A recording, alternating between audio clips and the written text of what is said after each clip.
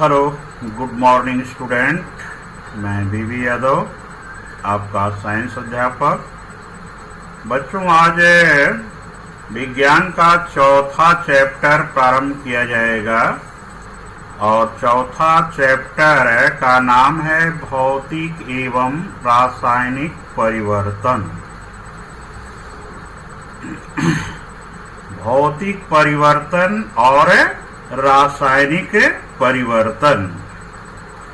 बच्चों, आपने अपने घर में कुछ चीजें देखा होगा कि जैसे शरबत बनाया जाता है और दूध से दही बनाई जाती है या सिरका बनाया जाता है। तो इन सब में कुछ परिवर्तन आपको दिखाई पड़ता है कि चीनी और पानी है उसको मिला देते हैं, मीठा हो जाता है, और जो दूध से दही है बनना, तो दूध से जब दही बन जाएगा तो वह अपनी पूर्व स्थिति में नहीं आ सकता है। यानी आप दही से फिर दूध बनाना चाहें तो वह नहीं बन सकती है।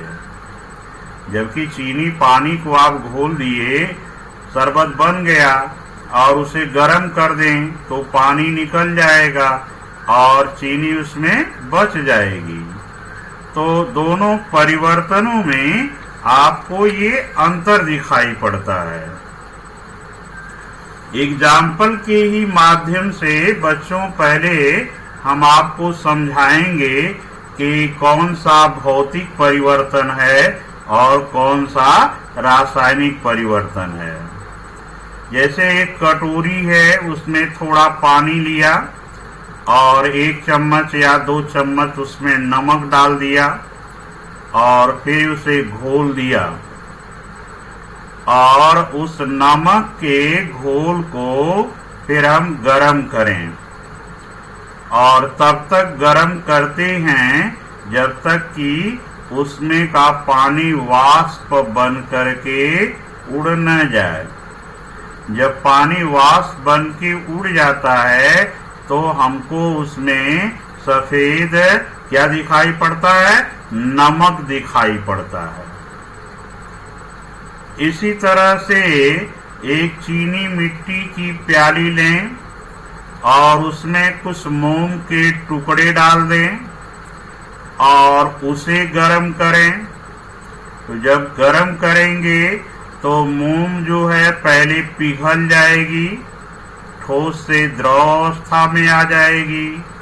फिर और गरम करेंगे तो वाष्प रूप में आ जाएगी और फिर इसे उतार कर रख दे ठंडा होने के लिए।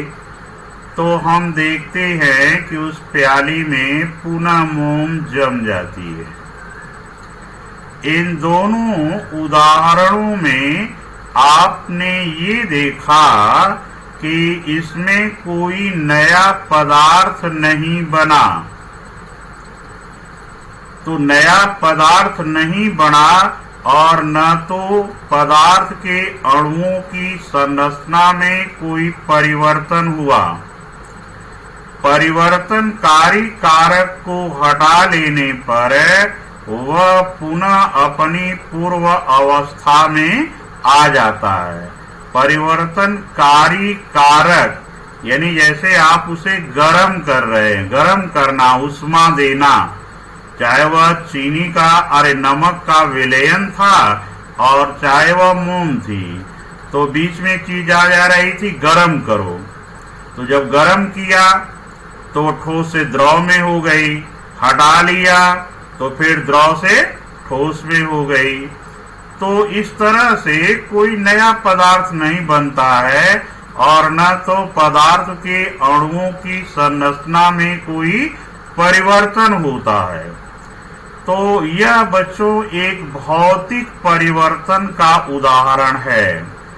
तो इस तरह से भौतिक परिवर्तन की परिभाषा बनती है कि भौतिक परिवर्तन में पदार्थ का रूप बदल जाता है, परंतु कोई नया पदार्थ नहीं बनता है।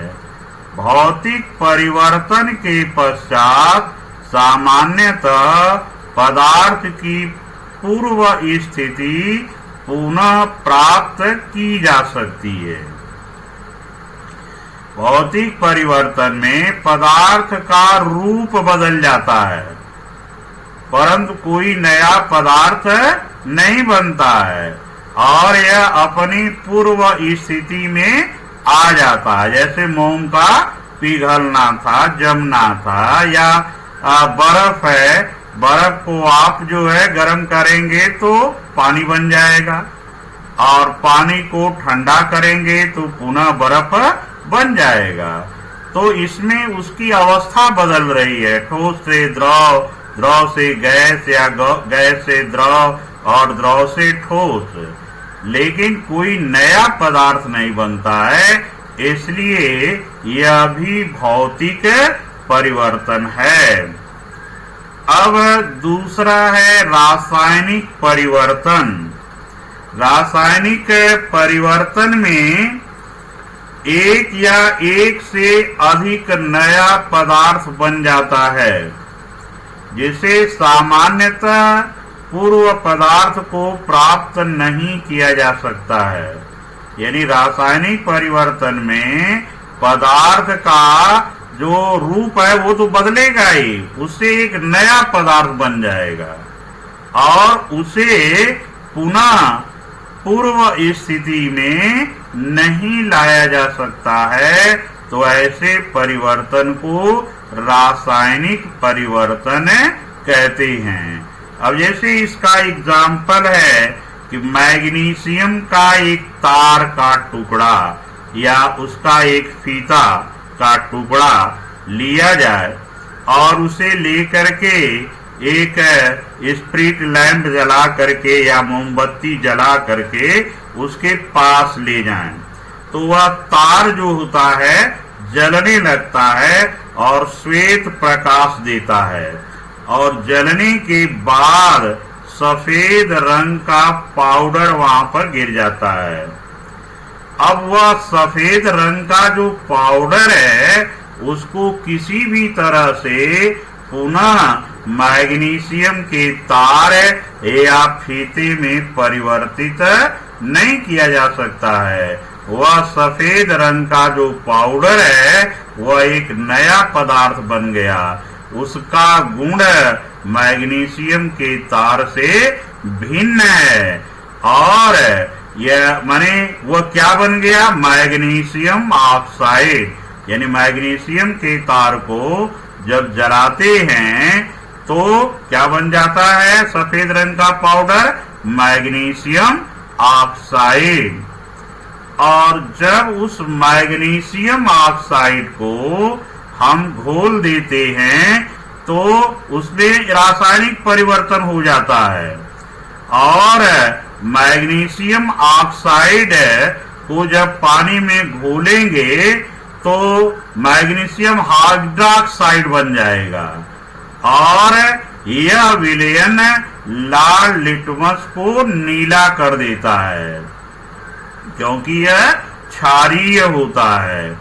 तो इस तरह से मैग्नीशियम ऑक्साइड का जलना और जल करके मैग्नीशियम ऑक्साइड बनाना, मैग्नीशियम ऑक्साइड को पानी में घोलकर मैग्नीशियम हाइड्रोक्साइड बनाना, ये सभी रासायनिक परिवर्तन है, क्योंकि इसमें जो नया पदार्थ बन रहा है मैग्नीशियम ऑक्साइड या मैग्नीशियम हाइड्रोक्साइड, उसको पुनः पूर्व स्थिति में नहीं लाया जा सकता है, इसलिए यह रासायनिक परिवर्तन है। तो रासायनिक परिवर्तन वह परिवर्तन होता है जिसमें परिवर्तन के पश्चात एक नया पदार्थ बन जाता है, उसके गुण पहले वाले पदार्थ से भिन्न होते हैं और उसे पूर्व स्थिति में पुनः नहीं लाया जा सकता है। दूसरा और उदाहरण है बच्चों, जैसे मोम का पिघलना भौतिक परिवर्तन है, जबकि मोमबत्ती का जलना रासायनिक परिवर्तन है। इसको आप समझें कि मोम है, मोम को लेकर के किसी बर्तन में अगर आप गर्म करते हैं तो पहले वह पिघल जाएगी द्रव रूप में और उसे हिलने डुलने लगती है, और जब उसे ठंडा कर देते हैं तो कुछ देर बाद वह ठोस रूप में बदल जाती है। तो यह एक भौतिक परिवर्तन है। क्या चीज है? भौतिक परिवर्तन है। अब प्रयोग के माध्यम से एक दिखाया जाता है कि जब मोमबत्ती को प्रारंभ में जलाते हैं तो जलती हुई तीली को मोमबत्ती के निकट ले आते हैं, तो एक बार मोमबत्ती ठीक से जल जाती है और फिर उसे बुझाने के बाद तुरंत जलाने के लिए वहां पर पुनः जलती हुई तीली जब ले आते हैं, थोड़ी दूर ही रखते हैं, तभी वह जलने लगती है। क्यों ऐसा होता है? क्योंकि जब पहली बार मोमबत्ती को जलाते हैं तो ठोस द्रव गैस अवस्था में बदलती है, तो उसकी वाष्प ऊपर आ जाती है, और वाष्प जब ऊपर आ जाती है तो उसके पास पुनः जलती हुई तीली ले जाते हैं तो वह जलने लगती है। तो वहां पर उसकी वाष्प जलने लगती है, पुनः उसको फिर बदला नहीं जा सकता है। इसलिए मोमबत्ती का पिघलना भौतिक परिवर्तन है और मोमबत्ती का जलना एक रासायनिक परिवर्तन है। कैसा परिवर्तन है? रासायनिक परिवर्तन है। फिर और भी एग्जाम्पल्स हैं, जैसे ग्लूकोज का जल में घुलना भौतिक परिवर्तन है, जबकि कली चूने का जल में घुलना रासायनिक परिवर्तन है। इसको भी प्रयोग के माध्यम से ही समझाया जाएगा। तो समझें कि आधा बीकर पानी लें, या कांच की गिलास है या बीकर है, उसमें आधे भाग तक पानी भर लें और उसमें 3-4 चम्मच जो है ग्लूकोज डाल दें और उसे खूब हिला दें, और देखेंगे कि ग्लूकोज घुल गया है और बीकर की तली को जब हम छूते हैं तो वह ठंडी लगती है। ग्लूकोज को जब कांच के गिलास में या बीकर में डालें पानी में, जब घुल जाएगा तो उस बर्तन की तली को छूते हैं बच्चों तो ठंडी लगने लगती है। और दूसरा एक एग्जाम्पल है कि एक उसे बीकर में पानी ले लें आधा, और उसमें 3-4 चम्मच कली चूना जो होता है, जो आप सफेदी के लिए, घर की सफेदी के लिए ले आते हैं, उसको कली चूना कहते हैं, और उसका रासायनिक नाम होता है कैल्शियम ऑक्साइड। उस कली चूना को जब आप उस बीकर के पानी में डालते हैं और जब घुल जाता है तो उसकी तली पर हाथ ले जाएंगे तो आपका हाथ जलने लगता है, गर्म लगता है। दोनों में ये अंतर हुआ कि ग्लूकोज को पानी में डाला तो वह ठंडा लगता है, चूना को पानी में डाला तो वह गर्म लगता है। अब ग्लूकोज को का जो घोल है उसे क्या करें? गर्म करें, तो हमको माने पानी वाष्प के रूप में बदल जाएगा और ग्लूकोज उस बीकर के तली में हमको प्राप्त हो जाएगा। लेकिन कली चूने वाले पानी को अगर आप गर्म करते हैं तो तो कली चूना पुनः प्राप्त नहीं होता है। तो इस तरह से हम ये कह सकते हैं कि ग्लूकोज का पानी में घुलना भौतिक परिवर्तन है और कली चूना का पानी में घुलना रासायनिक परिवर्तन है। तो इस तरह से बच्चों हमने आपको भौतिक परिवर्तन और रासायनिक परिवर्तन के इतने उदाहरण बताए। तो इस तरह से आज का क्लास ये समाप्त होता है। और गुड बाय, थैंक यू बच्चों।